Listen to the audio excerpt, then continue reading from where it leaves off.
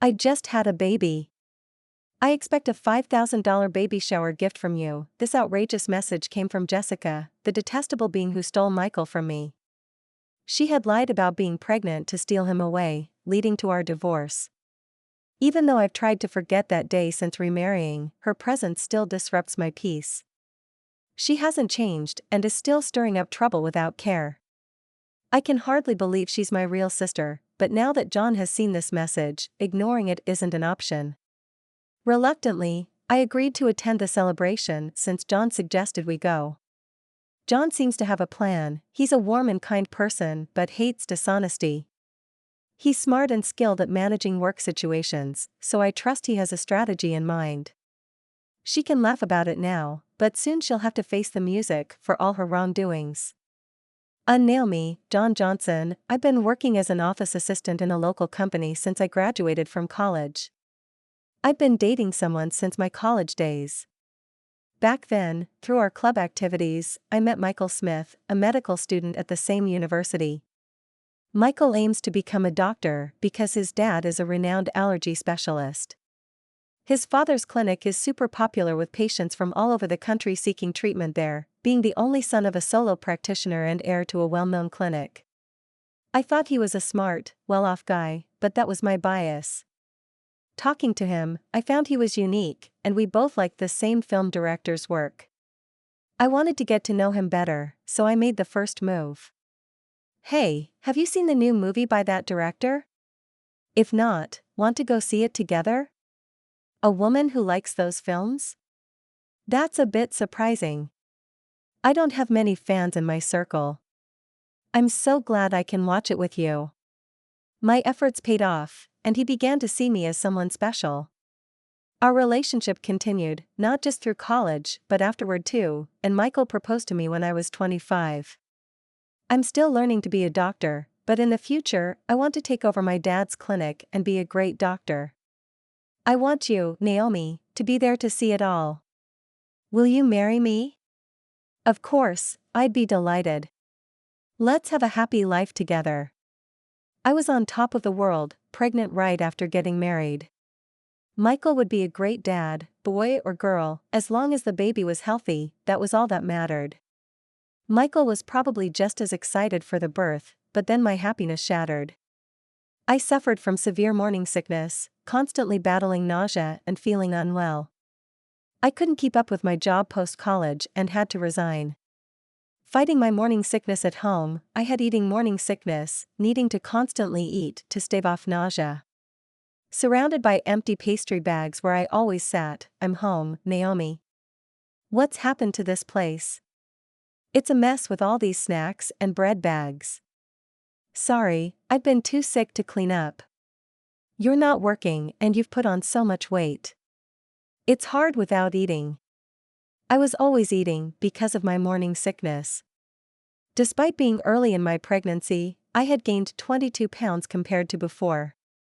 Not doing housework and just eating, you're like a pig who's given up on being like that. That's harsh, he laughed mockingly at me, someone who could barely move during her morning sickness. I couldn't believe he could be so cruel. Was my judgment that off? Maybe once the baby was born, Michael would return to his kind self. I held on to that faint hope, but it too would soon crumble. One day, my sister Jessica came to visit. Oh, Naomi, you are here. What a mess, though. Sorry for the mess. That's fine. I'm used to this place, like a second home. There she was, my sister Jessica, appearing before warning out me struggling with morning sickness and feeling awful. Jessica occasionally visits our home, but at that moment, I was too unwell to properly entertain her. Hoping a little chat might distract me, I decided to start a conversation. You know, it looks like the baby in my belly is a girl. I keep thinking about dressing up and going shopping together someday. Wow, I didn't know you were thinking about things like that. Does Michael know it's going to be a girl? Girl, yeah. I told Michael right away it's a girl, and you know I dream of wearing matching outfits with my child. Jessica, you've always been so stylish. I'm counting on your advice when the time comes then. Jessica turned around, smiling meaningfully. That's right, Michael is still a rookie doctor, but he'll eventually take over the family clinic. Poor Michael, having you as a clinic director's wife. Stop it, Jessica, that's too harsh. You have a sharp tongue. Jessica is quite sarcastic and sometimes says things that hit her hard. As her younger sister, I've gotten used to it over the years, but still, it can be quite tough when I'm feeling unwell. But Jessica quickly returned to her usual smile and waved her hand. Sorry, I just slipped into my usual mode. So, Naomi, anything bothering you lately? Bothering me? Well, Michael's been coming home late lately. He's a doctor, so it's unavoidable, but he seems to be at the hospital all the time, even on weekends. We hardly have time to talk these days. I see. Well, it's no surprise considering someone like you claims to be a doctor's wife. I felt a chill at Jessica's icy smile. What I came to talk to you today. As she said this, Jessica glanced toward the living room door. Then entering from the living room door was Michael. Michael, did you get off work early from the hospital today? I need to talk to you. Let's get a divorce. What kind of joke is this? What do you mean? As soon as I got back, I couldn't understand what Michael was saying at all. I knew he wasn't the type to make such a terrible joke at a time like this, especially since we had been together since college, and I was carrying his child. See, your beloved husband is saying this. You should listen to his request and let go quickly. What, Jessica? Michael looked at me awkwardly. I can't see you as a woman anymore after you kept eating and gaining weight. But this is morning sickness. I feel sick if I don't eat. Jessica looked triumphantly at me. That's the way it is, and the baby in your belly, being a girl, she won't be the heir to the Smith Clinic. But in my belly, I carry Michael's child, a suitable heir. Jessica, I felt a sinking feeling as I watched Jessica lovingly stroke her belly.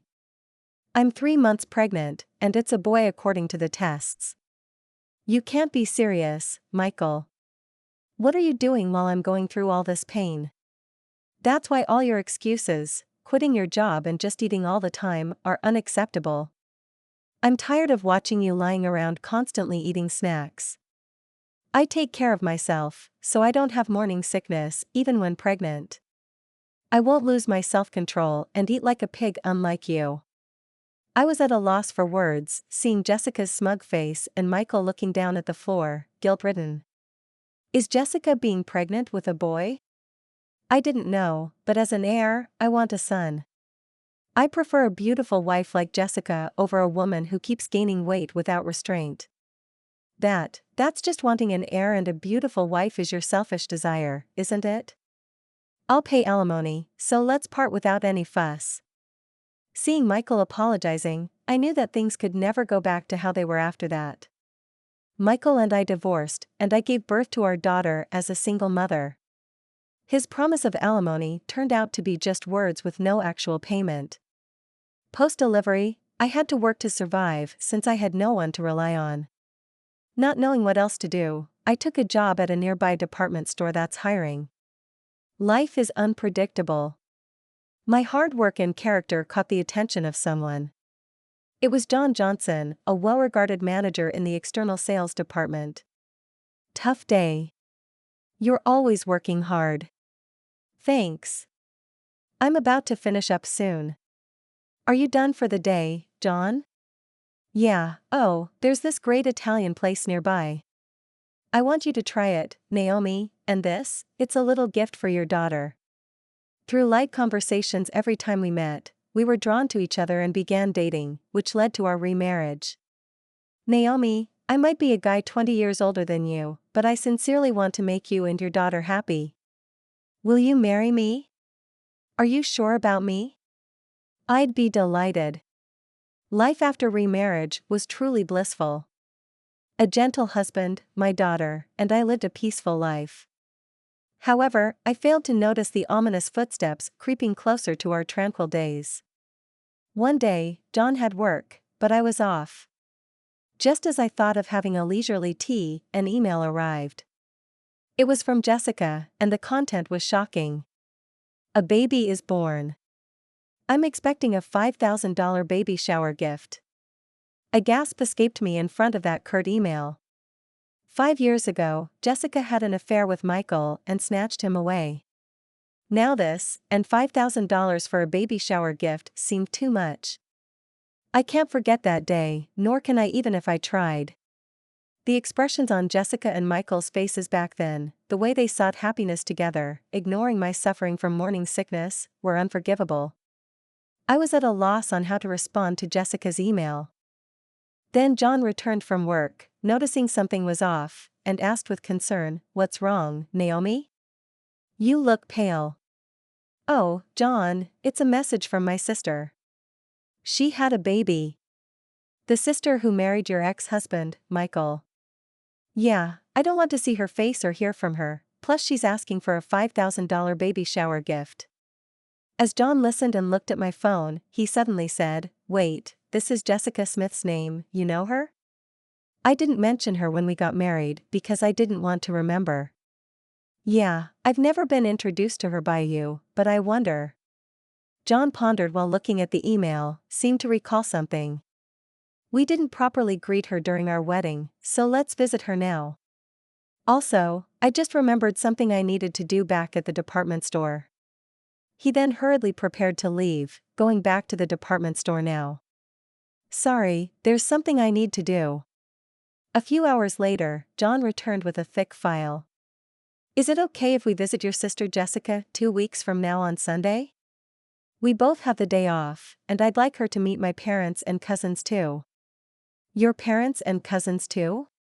"Jessica loves being the center of attention, so she'll probably be fine, but why?"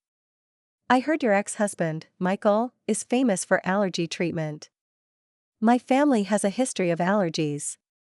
Thought we might get some good advice." I remembered hearing from friends that Michael had taken over his father's allergy clinic. Michael's dad was an authority on allergy treatment, and Michael became an allergist too. A friend told me, "Okay, I'll contact Jessica." Jessica quickly agreed when I contacted her. "I want to see the baby, and we'll bring a gift." "Can I bring some relatives too?" "They want to meet you." "Of course, the more guests, the more gifts." "Looking forward to seeing you in 2 weeks on Sunday." 2 weeks later on Sunday, I visited Jessica's house with John, his parents, and relatives, including his cousins. In a quiet residential area, her stylish house stood next to the clinic, its white walls gleaming. John's parents and relatives were surprised by its luxurious design, and excited to meet the renowned allergist. "Welcome, I've been waiting for you." "Long time no see, Jessica.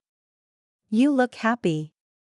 Of course, I was worried about my first childbirth, but it all worked out in the end. I felt something off in Jessica's words. "First childbirth? Didn't you say you were pregnant with a boy before?" "Oh, did I not tell you? I miscarried that time, so this is my first." John, standing beside me, nodded meaningfully. Seeing John's face, Jessica started to tremble. "Oh, hello. Nice to meet you." "Hello, you must be Naomi's sister. I heard a bit about the miscarriage." "Yes, but I don't want to remember the miscarriage." Jessica turned her face away in a huff and started to walk off. "Sorry about that." "Oh, there's something I wanted to give you, Jessica." "What?" "Something for me." John handed her an envelope. It's pastel color, and the word "Congratulations" written on it are thick enough to be noticeable even from the side. "Here you go.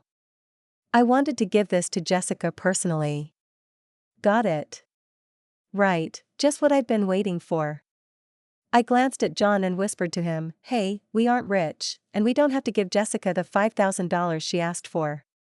But John, unfazed, cut me off. "It's fine, trust me, you'll understand if you watch." "What do you mean if I watch?" While we were talking about the envelope, Jessica had already started opening it. "I need to check if it's exactly $5,000. With this thickness, it might even be $10,000. The cute envelope was torn open with a ripping sound. Jessica's face clouded over the moment she opened it. "What's this?"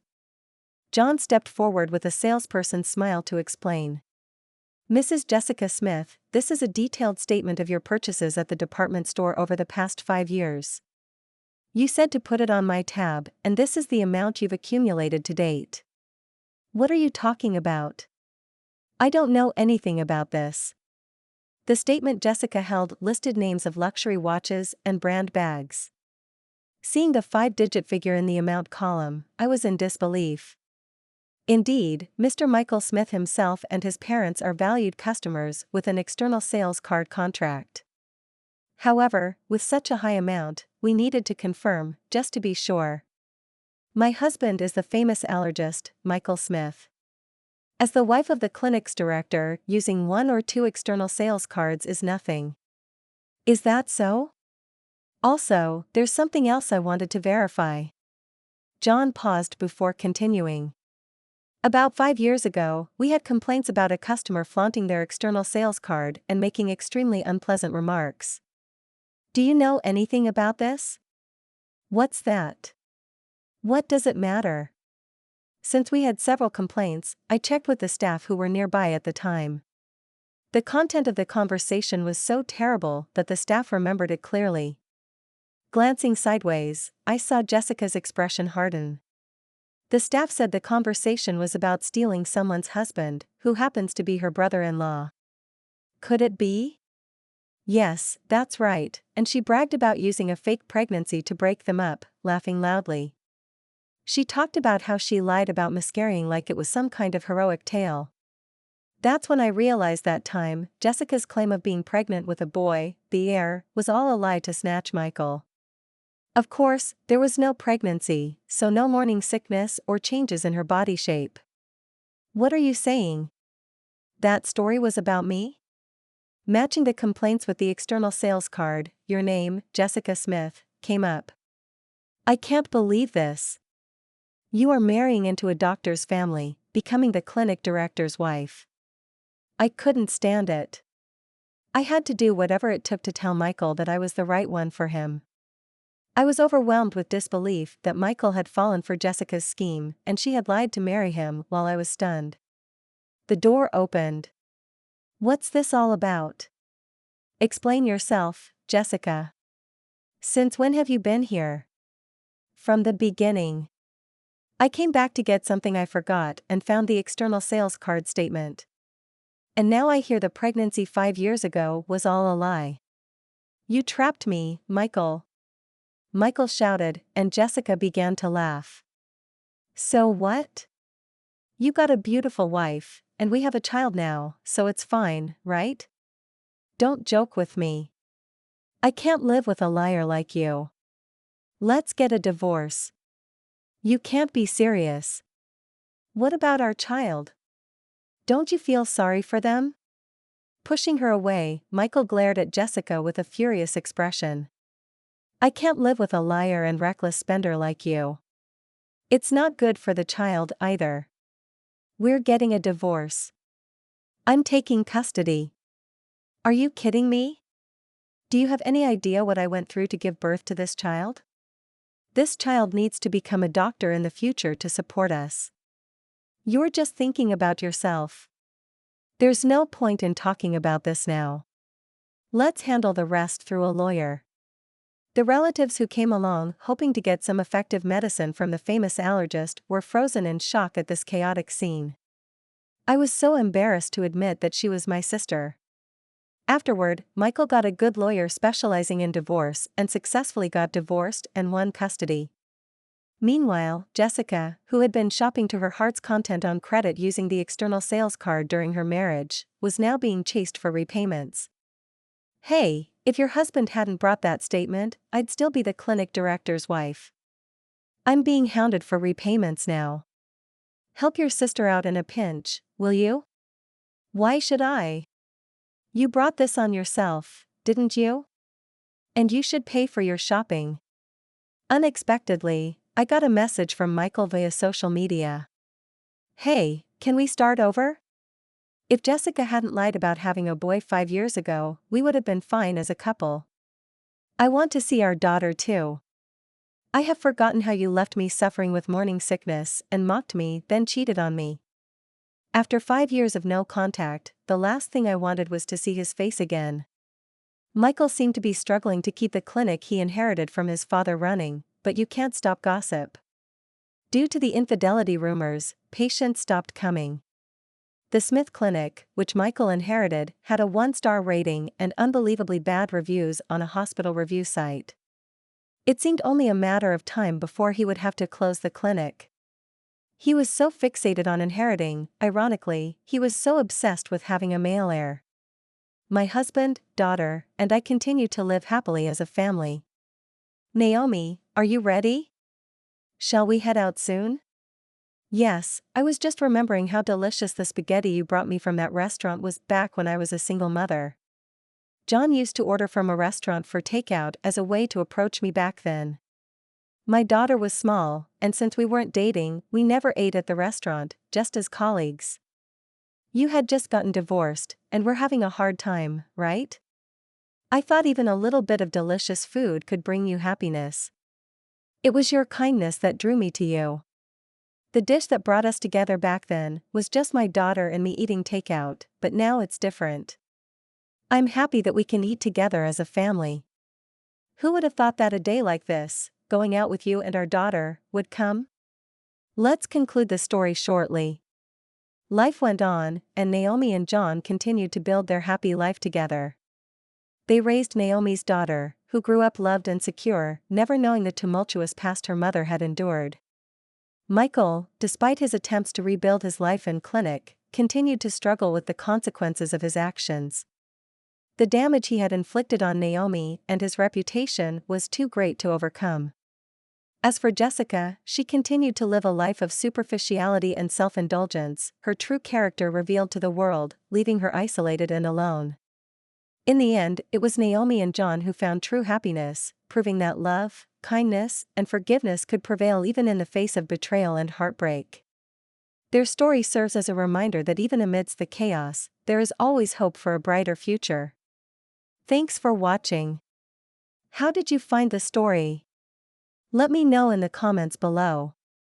Remember to like this video and subscribe to our channel for more awesome stories like this. Your feedback and support mean a lot.